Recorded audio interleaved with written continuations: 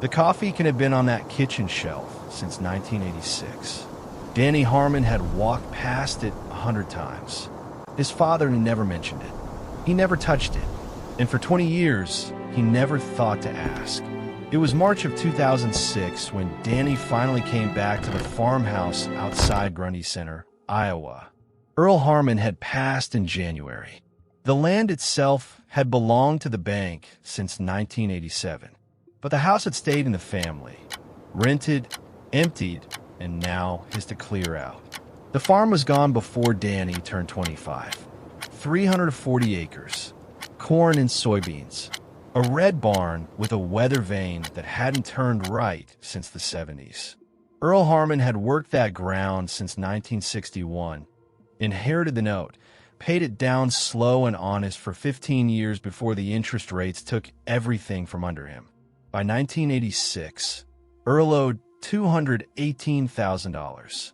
The operating loan came up for renewal in February. The bank said no. What Earl did after that, Danny didn't find out until the morning he finally picked up that coffee can. Has there ever been a week in your life, maybe just 1 week, where you genuinely didn't know if your family was going to make it? You don't have to tell me the details. Just tell me what year. For Danny Harmon, that year was 1986. He was 24 years old, working alongside his father every single day, and he had no idea how bad it actually was. His father made sure of that. By the fall of 1987, the Harmon farm went to auction. Danny stood in that yard and watched strangers walk through the barn like they owned it, because they did. Earl never explained why it came to that.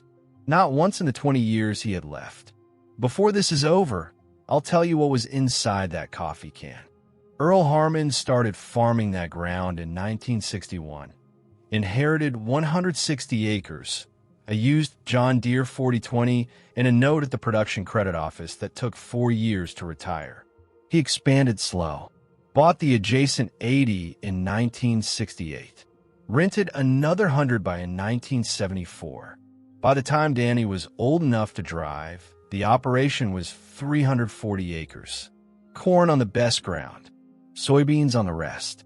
Danny drove that 4020 before he had a driver's license. Earl sat him on the seat when he was 9 and said, "Go straight, throttle steady." That was the whole lesson. Earl never told Danny he was proud of him. That wasn't his way. But when Danny ran a clean line across a field, Earl would nod once from the headland and walk back to what he was doing. Danny understood what that nod meant. He understood everything his father gave him that way. Through doing, never through words. Ruth made supper at 5:30. Earl said grace in 4 words. Nobody talked much at the table. That was home. Did you ever watch a parent work a piece of land so hard it scared you? Not just tired, the kind of tired that doesn't come back. Leave a word below if you've seen that look on someone you loved. In planting season, Earl was in the field before light. Danny would find him at the kitchen table at 9 o'clock at night, still in his work coat, the next day's plan already written on the back of an envelope. He never talked about money, never mentioned the operating balance, never explained the note the bank held on the home 80. Danny knew how to plant and harvest and fix a hydraulic line in the dark. His father had made sure of that. Every year after the last corn load went to the elevator, Earl would walk out to the south field alone and stand there a few minutes. Ruth said he was praying. Danny thought maybe he was just breathing. That field was his father's before it was his. He intended it to be Danny's after. By the winter of 1985, the land note had been rewritten twice. Nobody talked about that.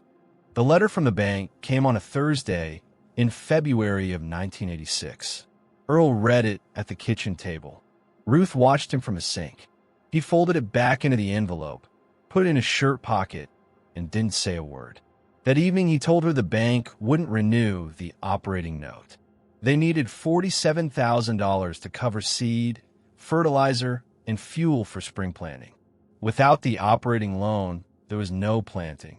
Without planting, there was no harvest. Without a harvest, there was nothing. What Earl didn't tell Danny He had already missed 2 interest payments on a land note. The balance had climbed to $218,000. The bank wasn't just nervous.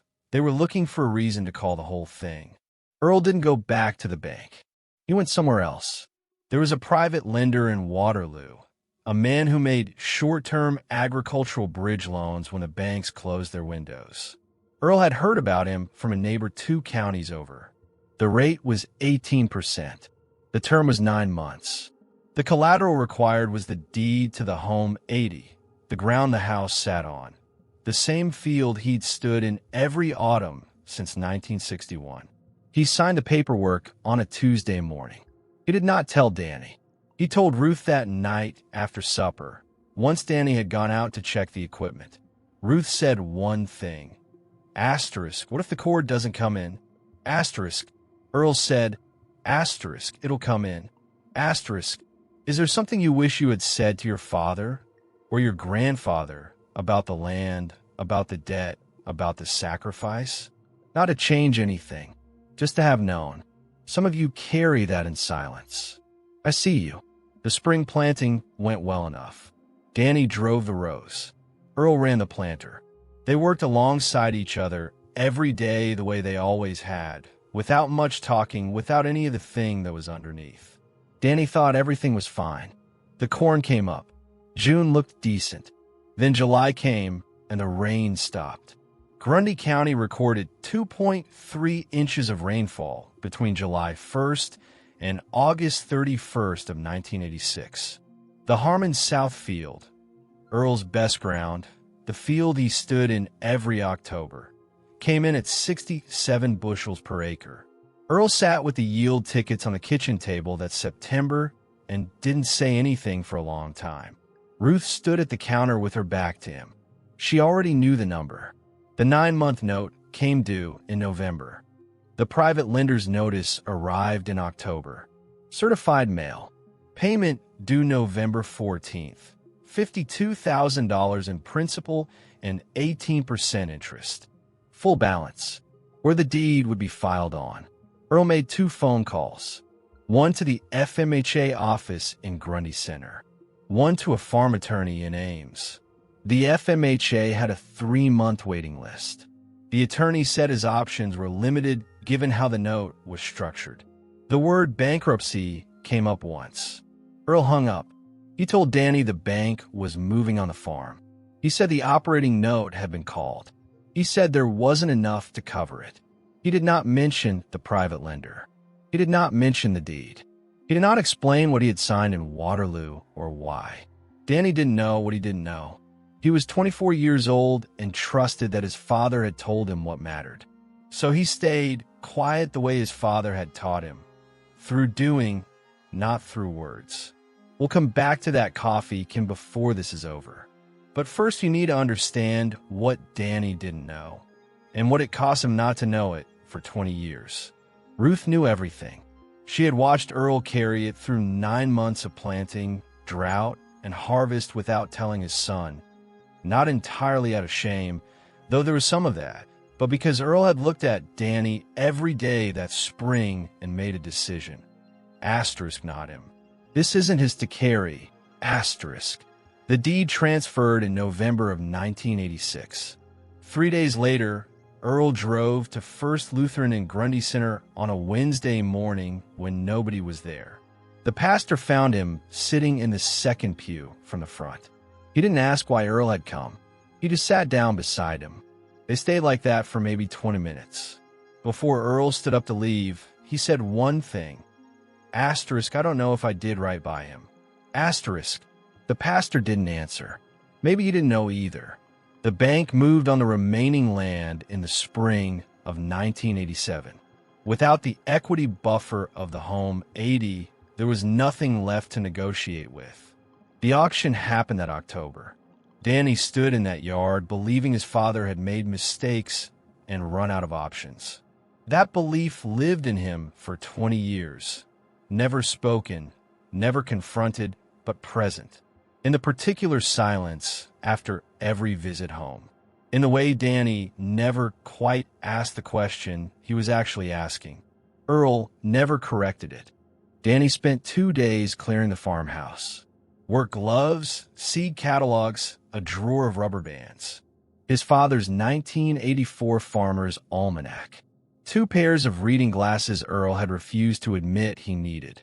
In the back bedroom closet, sealed in a cardboard box, he found the farm records from the 1980s.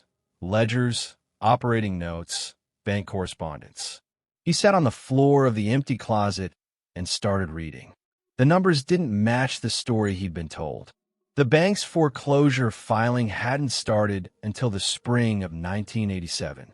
But the deed transfer on the home 80 had happened 5 months earlier, November of 1986. Danny had always assumed the bank took that ground first. They hadn't. Someone else had filed on it. A private name, a Waterloo address, a note for $47,000 at 18%, signed in February of that year. His father had borrowed against the deed to fund the spring planting. He had signed the home 80 away voluntarily to buy 1 more season, and never said so, not once, not in 20 years. Near the bottom of the box, wrapped in a dish towel, was his mother's Bible. Ruth had passed in 2001. Danny hadn't seen this one in years. He opened the front cover. In his mother's careful handwriting, just inside, was a date, November 14th, 1986. Below the date, 3 words. No sentence around them. No explanation. Earl protected Danny. Danny sat on the floor of that closet for a long time. 20 years of a particular silence. The kind he had quietly filled with his own version of his father's failure. Shifted beneath him. Not all at once. Not cleanly. But the ground moved. His father hadn't given up. His father had decided, somewhere in the winter of 1986, that whatever this cost, it would not fall on his son. He stood up. He walked to the kitchen. The coffee can was still on the shelf. Danny picked up the coffee can. He pried the lid off. Inside, 1 piece of paper, folded 3 times. He unfolded it.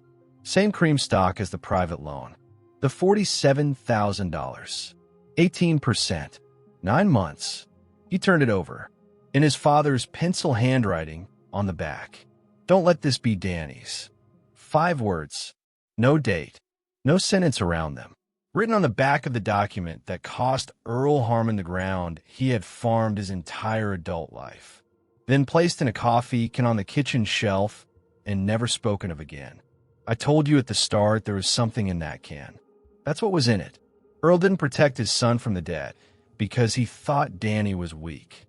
He did it because he had already decided, before the bank letter, before the drought, before the private lender, that his son's life would not begin under the weight of a failed farm. The farm was the cost. Danny was the reason. The cost was real. The farm was gone. And Earl Harmon never got to hear his son understand what that cost was for. But Danny knows now. Some things get explained too late to change anything. And sometimes, not always, but sometimes, that has to be enough. I think about stories like this one because fathers don't always know how to say what they mean. And sons don't always know what to ask. If this brought something up for you about your own father, your own family, something you have carried a long time without putting it into words, leave something below. The people in this channel have been where you've been.